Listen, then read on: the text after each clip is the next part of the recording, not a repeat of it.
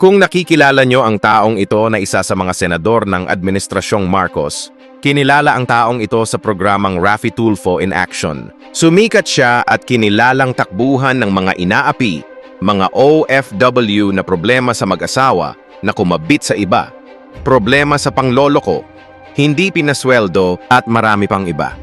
Na agad ay inaaksyonan nito at naaayos nito ang problema ng mamamayang Pilipino na siyang naging dahilan kung bakit maraming tao ang nagtiwala at sumuporta sa kanyang ginagawa. Na nagtulak din sa kanya upang pumasok sa politika at naging senador ng administrasyong ito. Sa simula pa lang ng kanyang pagiging senador ay nakikitaan muna ito ng malasakit sa bayan problema ng taong bayan ay nagsasalita na ito. Pero habang tumatagal at lumilipas ang panahon at lalong lumalala ang problema ng bansa tungkol sa korupsyon, ay unti-unti mong nakikita ang mga kinikilos nito na katulad ng galawan ng ibang mga politiko. Nakikita nyo at nararamdaman ninyo ang kanyang pananahimik sa isyu. Ang korupsyon sa gobyerno. Kasunod nito ang paglabas ng video ng kanyang anak na kongresista na nakitaan sa isang lugar sa Amerika na tinutunggan nito ang malaking bote ng alak na nagpapakita ng hindi magandang ehemplo ng isang politiko na gumagawa ng batas at matatawag mo bang honorable ang taong ito. Sa bayarin pa lang na kanyang pinipirmahan milyong-milyong halaga na para sa kanya ay wala itong halaga dahil marami siyang pera. Kasunod nito ang paglabas ng isyong ito na nauugnay sa kanya ang babaeng ito na taga Viva Max na hanggang ngayon ay hindi pa niya sinasagot. Ang galawan ng mga politiko ngayon ay mahahalata at mararamdaman mo kung ito ay para sa taong bayan. At kung sino ang pinapanigan at pinoprotektahan at kung sino ang mga nakinabang sa pera ng taong bayan, mapapansin mo sa galawan ng taong ito ang pananahimik sa pagkundina ng isyo ng korupsyon. Nasa halip isa siya sa mga nakikipaglaban sa problemang ito.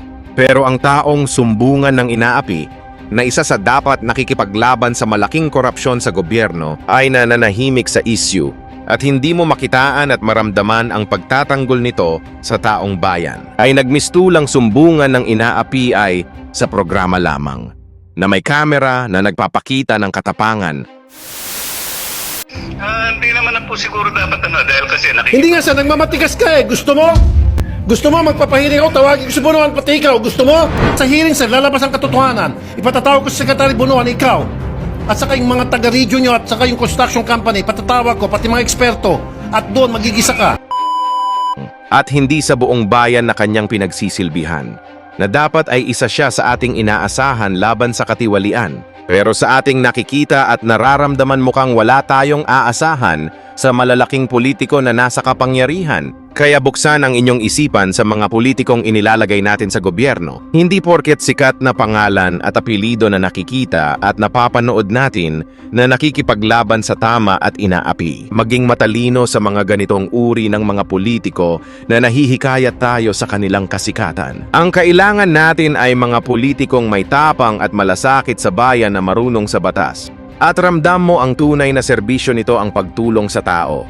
At may aksyon sa problema ng bansa at hindi sa iilan lamang na natutulungan na may aksyon sa kanya lamang programa ang ating nakikita na ngayon ay senador na siya na hindi na kailangang ipakita sa harap ng kamera upang ipalabas sa inyo. Kung ito ay ginagamit lamang nila upang pumasok sa politika, wag na wag kayong magpapalinlang dahil dito nagsisimula ang pagkadismaya ng taong bayan sa pagboto at pagtitiwala sa inyo kaya kayo nasa gobyerno. Kaya ang resulta hindi mo ramdam ang serbisyong inaasahan sa inyo. Dahil ang iba sa mga ito nasisilaw sa malaking salapi sa kaban ng bayan na kanilang inaasahan at hindi ang tulungan ang mga mamamayang Pilipino iyahon sa kahirapan. Ito po ang Mark My Channel na naghahatid sa inyo ng mga kwentong may kaalaman. Follow nyo ako para makagawa pa ako ng mga ganitong content para sa inyo. Like nyo at magkomento.